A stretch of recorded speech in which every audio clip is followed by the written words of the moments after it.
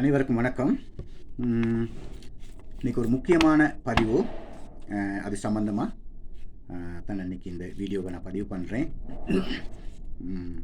எங்களுடைய மலையகத்தில் வாழும் எங்களுடைய பெருந்தோட்ட பகுதிகளிலே வாழக்கூடிய எங்களுடைய மக்கள் படும் அல்லல்கள், அவர்களுடைய துன்பங்கள், தோட்ட நிர்வாகங்களில் அவர்களை எப்படி நிர்வாகப்படுத்துகிறார்கள், அவர்களை எப்படியெல்லாம் அலக்களிக்கப்படுத்துகிறார்கள் என்பதற்கு ஒரு சிறிய சான்று. நுவரெலியா பீடு தோட்டம் லவஸ்லிப் டிவிஷன், இந்த இந்த லெட்டர் இந்த இருக்குது. தோட்ட நிர்வாகத்தால் இந்த விளங்குதுன்னு நினைக்கிறேன். தோட்ட நிர்வாகத்தால் அனுப்பி வைக்கப்பட்ட ஒரு லெட்டர். இது கடந்த 13/6/2026 திகதியிடப்பட்டு உதவி பொது முகாமையாளரால் சைன் பண்ணி அனுப்பியிருக்காங்க. இது என்னன்னு சொன்னால், line rooms, NHDA green gold மற்றும் PHGT வீட்டு திட்ட நில ஒதுக்கீடு மற்றும் கடமைக்கு சமூகமளித்தல் தொடர்பான இறுதி எச்சரிக்கை. எச்சரிக்கை கேட்டுக்குங்க. பெருந்தோட்ட மற்றும் சமூக உட்கட்டமைப்பு வசதிகள் அமைச்சினால் விடுக்கப்பட்டுள்ள விசேட அறிவுறுத்தல்களுக்கு அமைய இக்கடிதம் உங்களுக்கு வழங்கப்படுகிறது. நமது தோட்ட நிர்வாகத்தின் கீழ் பணிபுரிந்த காலத்தில் தோட்டத்துக்கு சொந்தமான வருமானம் தரக்கூடிய தேயிலை பயிர்களை அளித்து அந்த நிலமானது line rooms, NHDA green gold அல்லது PHGT வீட்டு திட்டங்களின் கீழ் உங்களுக்கு வீடுகளை அமைத்துக் கொள்வதற்காக வழங்கப்பட்டது. தோட்டத்தின் பிரதான பயிரை அளித்து இந்த நிலம் வழங்கப்பட்டதன் அடிப்படை நிபந்தனை நீங்கள் தொடர்ந்து இத்தோட்டத்தின் வளர்ச்சிக்கு பங்களிக்க வேண்டும் என்பதாகும். எனினும் நீங்கள் தன்னிச்சையாக வேலையிலிருந்து விலகி இருப்பதுடன் தோட்ட நிலத்தில் வசித்து கொண்டு வெளியிடங்களுக்கு வேலைக்கு செல்வதும் சட்டவிரோதமாக நிலத்தை விற்பனை செய்துள்ளமையும் அவதானிக்கப்பட்டுள்ளது. இது அமைச்சின் விதிமுறைகள் மற்றும் தோட்ட ஒப்பந்த விதிகளின் பாரதூரமான மீறலாகும். எனவே இக்கடிதம் கிடைக்கப்பெற்ற 7 நாட்களுக்குள் மீண்டும் தோட்ட நிர்வாகத்தில் உங்களது கடமையை பொறுப்பேற்க வேண்டும் என அறிவுறுத்தப்படுகிறீர்கள்.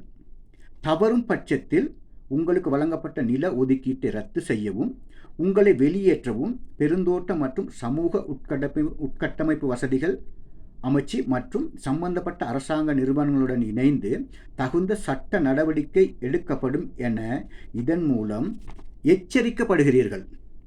அறிவுறுத்தப்படுகிறீர்கள் அல்ல, எச்சரிக்கப்படுகிறீர்கள். அப்போ இந்த தோட்ட நிர்வாகம் என்னத்தை சொல்ல வர்றாங்க? இதில் என்ன ஒரு கேவலமான விஷயம் சொன்னால், பெருந்தோட்ட அமைச்சின் அறிவுறுத்தல்களுக்கு அமைய. அப்போ இந்த பெருந்தோட்ட அமைச்சு யாருக்கு கீழே வேலை செய்யுது? மக்களுக்காக வேலை செய்தா அல்லது இந்த பெருந்தோட்ட கம்பெனிகளுக்காக வேலை செய்தா? அதை நான் முதலாவதாக கேட்க விரும்புகிறேன். பெருந்தோட்ட பிரதி அமைச்சர் சுந்தரலிங்கம் பிரதீப் அவர்களே, உங்களுக்கும் இது முக்கியமாக நீங்கள் இந்த தமிழ் பேசும் மக்களுக்காக ஒரு அமைச்சராக இருக்கக்கூடியவர்கள், குறிப்பாக இந்த மலையகத்தை பிரதிநிதித்துவப்படுத்தும் ஒரு பிரதி அமைச்சராக இருக்கின்றீர்கள். இதில் நீங்கள் உங்களுடைய கவனத்தை செலுத்த வேண்டும். இது 13ஆம் திகதியிடப்பட்டிருந்தாலும் கூட, 6ஆம் மாதம் 13ஆம் தேதி திகதியிடப்பட்டிருந்தாலும் கூட, நான் ஒரு சின்ன இதுக்காக தான் நான் அதை கொஞ்சம் ஒதுக்கி வச்சுருந்தேன். இந்த வேலையை நான் ஏன் இதை கொஞ்சம் காலதாமதமாக இதை சொல்கிறேன்னு சொன்னால்,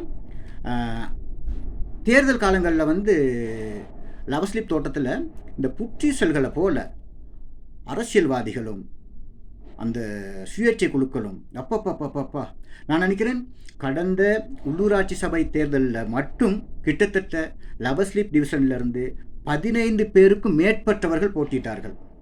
அதுக்கான சான்றுகள் என்கிட்ட இருக்குது. சரியா? இப்போ இந்த தேர்தல் காலங்களில் மட்டும் இந்த ஞான சூனியங்கள் இந்த மக்களுடைய வாக்குகளை பிரித்து எங்களுக்கு கிடைக்க வேண்டிய பிரதிநிதித்துவத்தை இல்லாமல் அளித்து, அதற்கு பிறகு வாய் திறக்கிறதே இல்லை. அதுக்கு பிறகு அவங்க ஐயோ சாமி தான். அதுக்கு பிறகு வர்றதே இல்லை. நான் பார்த்துக்கிட்டு இந்த 15 பேரில் யாராச்சும் ஒருத்தன் சரி வாய் திறப்பானான்ட்டு ஒரு பய வாய் திறக்கலை. அதுக்காக தான் நான் வெயிட் பண்ணிக்கிட்டு இருந்தேன். இப்போ நான் கேட்குற கேள்வி என்னன்னு சொன்னால், தோட்டத்தில் அவங்க வேலை செஞ்சாங்க, அதுக்கு பிறகு பென்ஷன் எடுத்துகிட்டு போயிட்டாங்க, அதுக்கு பிறகு அவங்களோட பிள்ளைகள் படிச்சிருக்காங்க, அவங்களுக்கு தகுதிக்கு ஏற்ற வேலை, அவங்களுக்கு கல்விக்கு ஏற்ற வேலை அப்படி கொடுத்து அவங்க நிச்சயமாக தோட்டத்தில் வேலை செய்வாங்க. உங்கள் தோட்ட நிர்வாகத்தில் இப்போ நான் நினைக்கிறேன் தோட்ட நிர்வாகத்தில் ஒரு ஆஃபீஸில் ஒரு கிளாக்காக ஒர்க் பண்ணுறாங்க. 30-35 வருஷத்துக்கு மேல் அதிகமாக அவங்க ஒர்க் பண்ணுறாங்க. ஒரு லேடி, ஒரு பெண்பான்மையின லேடி. அவங்களோட மகன் இப்போ ஃபேக்ட்ரி ஆஃபீஸர்.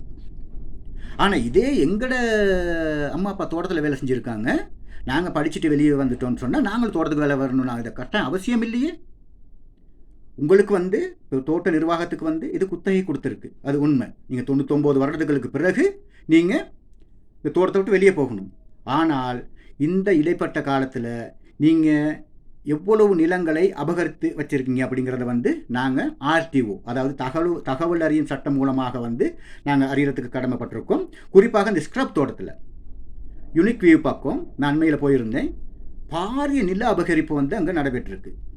அது சம்பந்தமாக நாங்கள் அரசாங்கம் கொடுக்கும்போது உங்களுக்கு எவ்வளோ நிலங்கள் இருந்துச்சு, இப்போ நீங்கள் எவ்வளோ நிலத்தை நீங்கள் அங்கே வச்சுருக்கீங்க அப்படிங்கிற தகவல் அறியும் சட்டம் மூலமாக நாங்கள் அறியறதுக்கு நாங்கள் கடமைப்பட்டுள்ளோம். அப்படி அபகரிச்சிருந்தீங்கன்னா, அப்படி வித்திருந்தீங்கன்னு சொன்னால் நிச்சயமாக உங்களுக்கு எதிராக நாங்கள் சிவில் சமூகங்களோடு இணைந்து வழக்கு தாக்கல் செய்வதற்கு நடவடிக்கை எடுக்கப்படும் என்பதை நாங்கள் உங்களுக்கு எச்சரிக்கை தருகிறோம். தோட்ட நிர்வாகத்துக்கு நாங்கள் தாரோம் உங்களுக்கு எச்சரிக்கை. நீங்கள் எங்களுக்கு எச்சரிக்கைப்பட தேவையில்லை. நாங்கள் ஒரு லெட்டர், ஒரு கரண்ட் எடுக்கிறதுக்கு ஒரு லெட்டர் வாங்க போகணும்னு சொன்னால் இங்கே உள்ள வெல்ஃபேர் வந்து வீட்டு தோட்டத்தில் உள்ள வெல்ஃபேர் வந்து 10 கடிதங்கள், அதாவது 10 அப்ளிகேஷன் வந்து நிறைஞ்சதுக்கு பிறகு தான் அவங்க சைன் பண்ணி கொடுப்பாங்களாம். ஏன்னா தோட்டத்தில் ஒவ்வொரு தோட்டத்துலேயும் இங்கே 7 டிவிஷன் இருக்குது. 7 டிவிஷன்லையும் கட்டாயம் 10 வீடு 20 வீடு ஒவ்வொரு நாள் கட்டிக்கிட்டு தான் இருக்காங்க.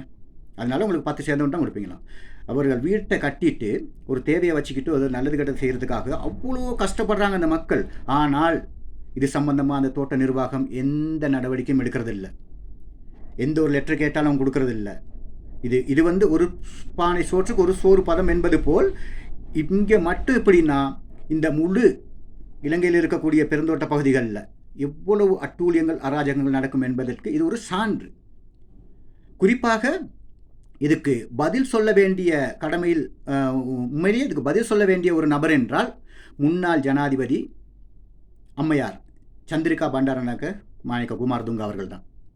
94ஆம் ஆண்டு எங்களுடைய அரசாங்கத்தின் கீழ் இயங்கிக் கொண்டிருந்த தோட்டங்கள் அனைத்தையும் தனியாருக்கு குத்தகைக்கு வழங்கிய பிறகு இப்போ எங்களுடைய தோட்ட மக்கள் ஒரு கொத்தடிமைகளாக வாழக்கூடிய சூழலை உருவாக்கி சென்றவர் நீங்கள் தான். அண்மையில் கூட உங்களுடைய ஒரு கதையை பார்த்தேன் நான். நீங்கள் இருக்கும் காலத்தில் ஏதோ செஞ்சேன், அதை செஞ்சு, இதை செஞ்சேன், அதுக்கு வந்து அரசாங்கங்கள் அதுக்கு பிறகு கமிஷனுக்காக வேலை செஞ்சாங்க, அப்படி இப்படின்லாம் செஞ்சீங்க. ஆனால் அதெல்லாம் நாங்கள் வரவேற்கிறோம், நல்ல விஷயம், அதெல்லாம் சொன்னது நீங்கள். ஆனால் எங்களை பற்றி நீங்கள் கதைக்கலை. எங்களோட தோட்ட மக்களை பற்றி கதைக்கலை. அந்த நேரத்தில் மலையகத்தில் இருந்த அந்த அமைச்சர்மார்களும் வந்து தான் தோன்றித்தனமாக அந்த ஒப்பந்தத்துக்கு கையெழுத்திட்டு இன்றைக்கி வந்து எங்களை அடிமைத்தனத்தில் கொண்டுக்கிட்டு போயிட்டு வச்சுட்டு போயிட்டீங்க. வெள்ளையர்கள் வந்து கூட எங்களுக்கு ஒரு சுதந்திரமான வாழ்க்கை அமைச்சு கொடுத்துட்டு போயிருந்தாங்க. ஆனால் நீ கொள்ளைக்காரங்கிட்ட கொண்டு போயிட்டு, அரசாங்கமே கொண்டு போய் கொள்ளைக்காரங்கிட்ட கொண்டு போயிட்டு அடகு வச்சுருக்கீங்க. இதுக்கெல்லாம் பதில் சொல்ல வேண்டிய கட்டாயத்தில் இருக்கீங்க. இதை வந்து மக்கள், நீங்கள் பார்க்குறவங்க எல்லோரும் இதை ஷேர் பண்ணுங்கள். இந்த வீடியோவை முக்கியமாக வந்து எல்லாருக்கும் போய் சேரணும். குறிப்பாக வந்து எங்களுடைய நாட்டின் முதல் பிரஜை அதிமேதகு ஜனாதிபதி அவர்களின் கவனத்துக்கு இதை கொண்டுக்கிட்டு போகணும். இது சம்பந்தமாக நுவரெலியா பிரதேச சபையின் தவிசாளர் அவர்களின் கவனத்திற்கும் மாவட்ட செயலாளரின் கவனத்துக்கும் நான் கொண்டு சென்றிருக்கேன். அதுக்கு பிறகு தான் அந்த வீடியோ பதிவு பண்ணுறேன். என்ன செய்ய போகிறாங்க அப்படிங்கிறத பார்ப்போம். ஆனால் எல்லாத்துக்கும் வந்து எச்சரிக்கை தான் விடுத்திருக்காங்க. இந்த எச்சரிக்கைக்கு நாங்கள் பதில் எச்சரிக்கை கொடுக்கின்றோம். முடியுமானால் எங்களை வெளியேற்று காட்டுங்கள். அது மட்டுமில்லை, இது எல்லாத்துக்கும் போய் சேர வேண்டியது. எங்களுடைய வெளியூர்களிலே வாழ்கின்ற எங்களுடைய ஈழத்தமிழர்களாக இருக்கட்டும், எங்களுடைய மலையகத்தை இருந்து பெரிய பெரிய போஸ்ட்டில் போயிட்டு நீங்கள் வெளியூரில் இருக்கீங்க, வெளிநாடுகளில், குறிப்பாக ஐரோப்பிய நாடுகளில் எங்களுடைய புலம்பெயர் தமிழர்களாக இருக்கட்டும், நீங்களும் இது சம்பந்தமாக சம்பந்தப்பட்ட நாடுகளுடன் சம்பந்தப்பட்ட, குறிப்பாக வந்து எங்களை வந்து இன்றைக்கி அடிமையாக வச்சுட்டு போன அந்த இங்கிலாந்து அரசாங்கம் இதுக்கு பதில் சொல்ல வேண்டும்.